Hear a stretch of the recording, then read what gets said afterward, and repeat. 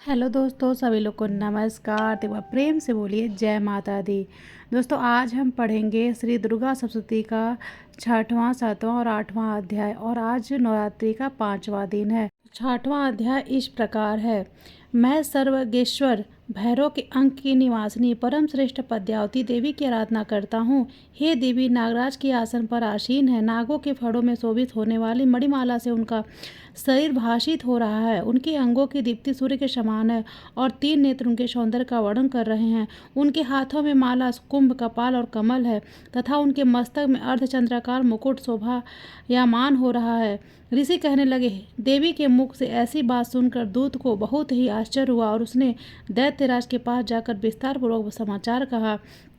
दूत से ऐसा उत्तर सुनकर वह दैत्यराज अत्यंत क्रोधित हो उठा और अपने सेना नायक धूम्रलोचन से कहा, धूम्रलोचन, तुम अतिशीघ्र अपनी सेना के साथ जाकर दुष्टा स्त्री का केस बलपूर्वक खींचते हुए यहाँ उठा लाओ। उसका रक्षक यदि यक्ष, गंधर्व, देवता यदि कोई भी हो तो तुम उसे अवश्य ही मार डालना। तब ऋषि ने कहा। शुंभ का आदेश पाकर वह धूम्रलोचन अपनी 60,000 सेना लेकर वहां से तुरंत चल पड़ा और वहां पहुंचकर उसने हिमालय पर निवास करने वाली देवी को देखा और ललकार कर आदेश भरे स्वर में कहा, अरे तू मेरे स्वामी शुंभ निशुंभ के पास चल। यदि तू इस समय स्वेच्छा से मेरे साथ नहीं चलेगी तो मैं तेरे केस पकड़कर घसीटते हुए जबरन तुम्हें ले चलूंगा। तब देवी ने उससे कहा, तुम दैत्यराज के आदेश से आए हो और तुम स्वयं भी बलवान हो तथा तुम्हारे साथ इस समय विशाल वाहिनी भी है। ऐसी अवस्था में तुम मुझे बलात् से भी ले चलोगे तो मैं तुम्हारा क्या बिगाड़ सकूंगी। ऋषि ने कहा। देवी के उत्तर से धूम्रलोचन उनकी ओर दौड़ पड़ा। तब देवी ने अंबिका ने हूँ शब्द का उच्चारण करके उसे भस्मीभूत कर डाला। तत्पश्चात क्रुद्ध हुए उस विशाल सेना ने देवी पर आक्रमण कर दिया। फिर अंबिका और राशि सेनाओं के में तीक्ष्ण बाणों, शक्तियों और फरसों का युद्ध आरंभ हो गया। इतने में ही देवी का वाहन सिंह भी क्रोध में से गर्जन करके अपनी गर्दन के बालों को हिलाते हुए असुरों की सेना पर कूद पड़ा। उस सिंह ने कुछ राक्षसों को पंजों की खरोच से, कितनों को अपने जबड़ों से विदीर्ण करके और कितनों के धराशायी करके ओष्ठ की दाढ़ों का प्रहार करके मार डाला। कितने दानों का उस सिंह ने अपने नाखूनों से पेट फाड़ दिया। कितनों का सिर थप्पड़ मार मार कर धड़ से अलग कर दिया। कितनों की भुजाएं और मस्तक उसने काट खाए तथा उसकी गर्दन के बाल हिलाते हुए कितनों के ही पेट चीरकर उसने रक्तपान कर डाला। अत्यंत क्रोधित देवी के उस वाहन महाबली सिंह ने क्षण मात्र में ही सारी दानवी सेना का अंत कर दिया। शुंभ राक्षस को जब यह समाचार मिला कि युद्ध में धूम्रलोचन का मारा गया है और उसकी सेना सिंह के द्वारा नष्ट कर हो गई है, तब वह अत्यंत कोपित हुआ और क्रोध में आकर उसके अघरोष्ठ कंपित हो उठे। उसने चंडमुंड नामक 2 महाबली दैत्यों को आदेश दिया, हे चंडमुंड, तुम अपनी विशाल सेना लेकर जाओ और उस देवी को घसीट कर अथवा उसे बांध कर पकड़ लाओ। यदि इस प्रकार उसका आना कठिन हो तो उस पर मस्तक दानवी सेना के शस्त्रों का प्रहार करके वहीं पर वध कर देना। उस दुष्टा की हत्या हो जाने पर, सिंह के मारे जाने पर उस अंबिका को पास से वध करके यहाँ तुरंत लौट आओ। 6वां अध्याय समाप्त होता है। बोलिए जय माता दी। अब पढ़ते हैं 7वां अध्याय। 7वां अध्याय इस प्रकार है। मैं मातंगी देवी का चिंतन करता हूँ। वे रत्न जटित सिंहासन पर विराजमान होकर बोलते हुए तोते के मधुर शब्द को श्रवण कर रही हैं। वे श्याम वर्ण वाली देवी अपने एक पाद कमल पर रखकर मस्तक पर अर्धचंद्र धारण किए हुए हैं। कहार फूलों की माला पहने हुए और बीड़ा वादन में कर रही हैं। उनके अंग में कंचुकी कसी हुई है। वे लाल रंग की साड़ी धारण कर हाथ में शंख पात्र लिए उनके मुख पर मधु के हल्के नशे का आभास हो रहा है और उनके ललाट पर बिंदी लगी हुई है।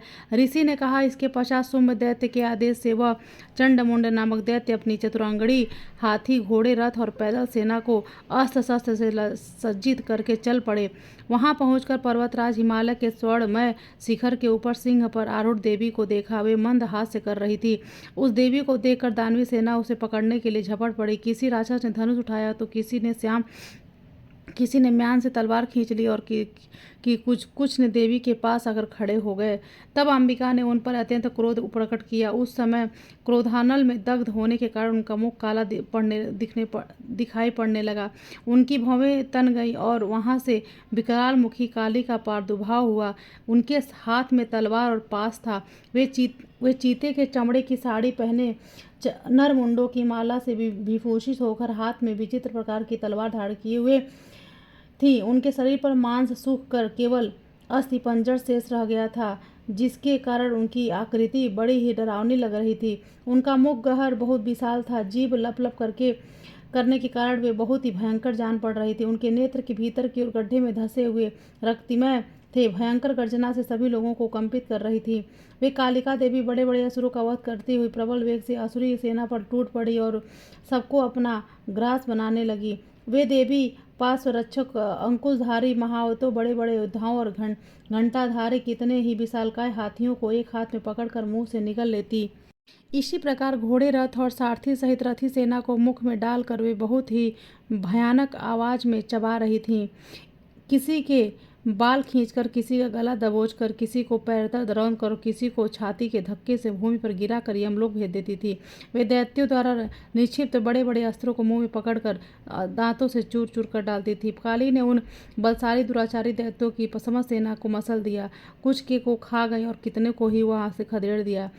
कोई तलवार की मार से मार डाले गए, कोई खड्वांग बहुत बड़ी तलवार से पीटे गए और कितने ही नुकीले दांतों से फीस कर मारे गए।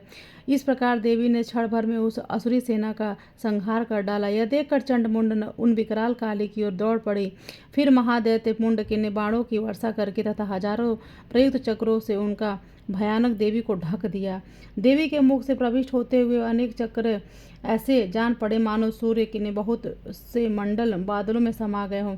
तब भयंकर गर्जना करने वाली काली ने शेष में रोष में भीषण अट्टहास किया। उस समय अपने विकराल मुख के भीतर कठिनता से दिखाई पड़ने वाले दांतों की चमक से अत्यंत उज्जवल दिखाई पड़ रही थी। फिर तो देवी ने बहुत बड़ी तलवार से हाँ शब्द का उच्चारण करके चंड के केस पकड़ लिए और अपनी तलवार से उसका मस्तक धड़ से अलग कर दिया।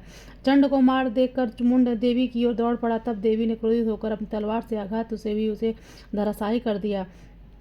चंडमुंड के मरते ही बची खुची सेना भय से व्याकुल होकर रणभूमि से पलायित हो गई। तब देवी ने चंडमुंड के कटे हुए मस्तक को हाथ में लेकर चंडिका के पास पहुंचकर विकट अट्टहास करके कहा, हे देवी, मैं इस महापशु चंडमुंड को तुम्हें अर्पित किया है। अब युद्ध भूमि में तुम शुंभ और निशुंभ का स्वयं ही संहार करना।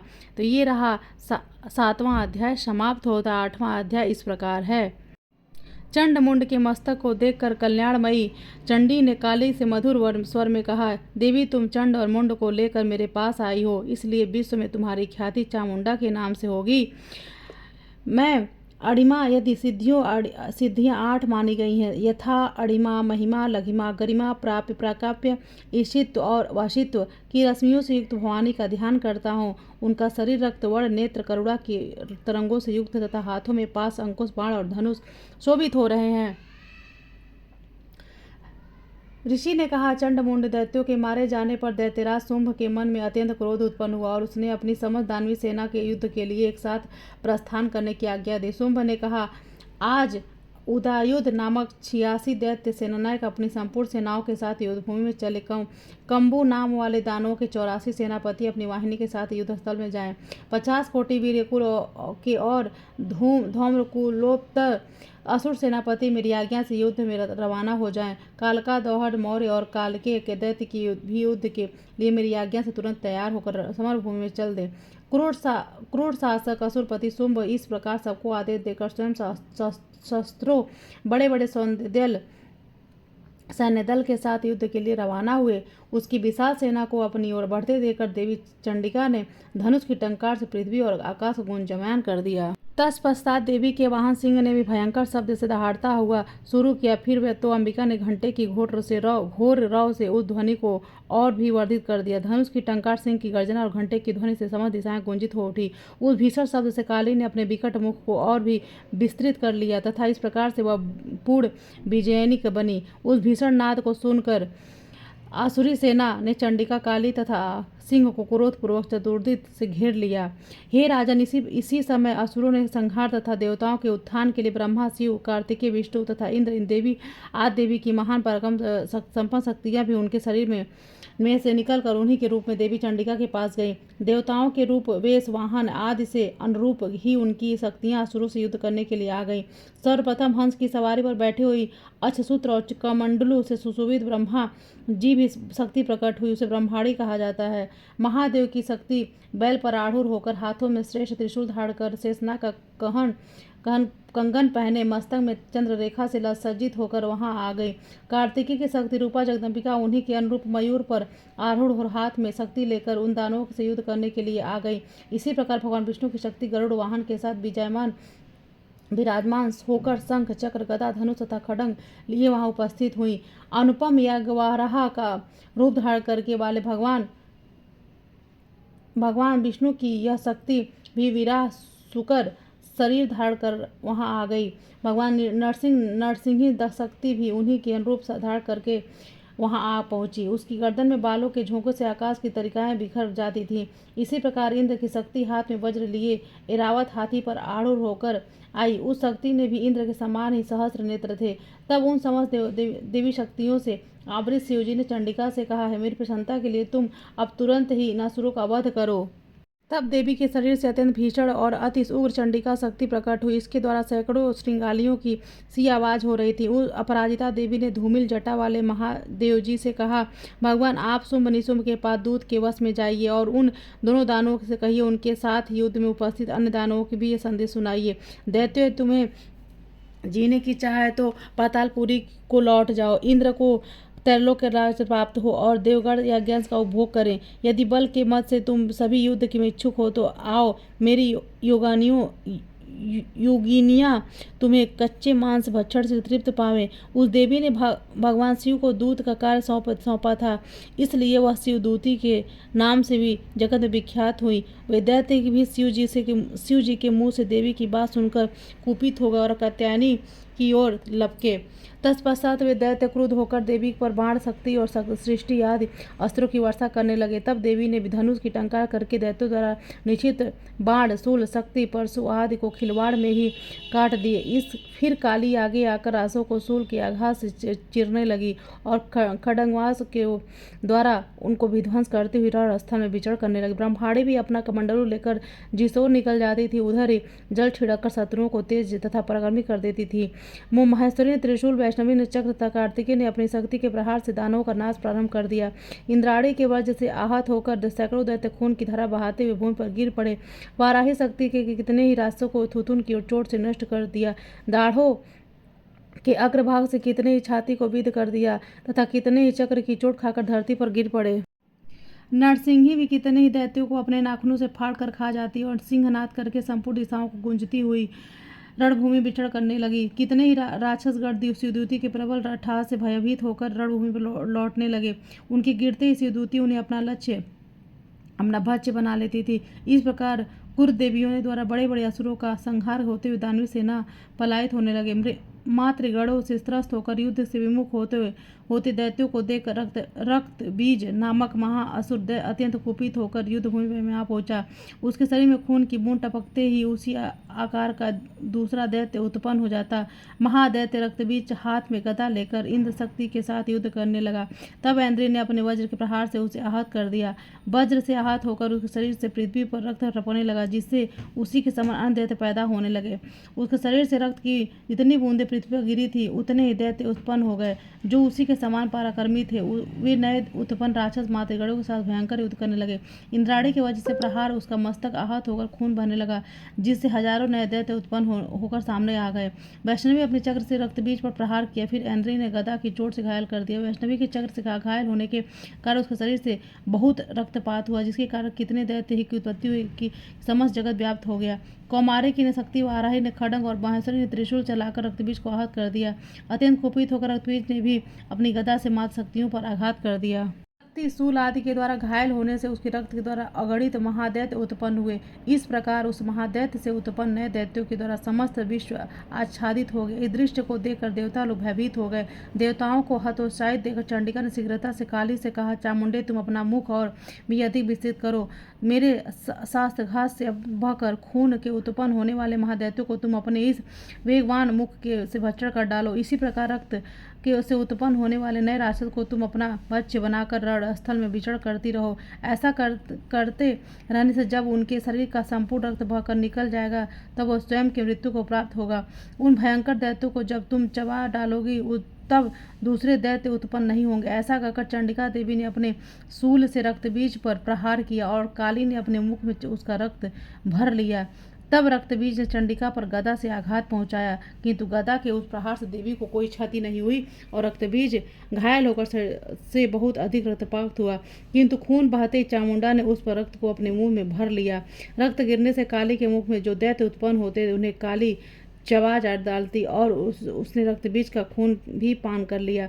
तब देवी ने रक्तबीज को वज्र, बाण, खड्ग, तलवार, सृष्टि आदि के प्रहार से मार डाला। हे राजन, इस प्रकार शस्त्रों के समूह से आहत एवं रक्तहीन होकर महादैत्य रक्तबीज भूतल पर गिर पड़ा। हे नरश्रेष्ठ, इसे देखकर देवों ने हर्ष का समुद्र उमड़ पड़ा और उन असुरों के रक्तपान के मत से उन्मत्त होकर संपूर्ण मात्र समूह नृत्य करने लगा। 8वां अध्याय समाप्त होता है। तो सभी लोग प्रेम से बोलिए जय माता दी।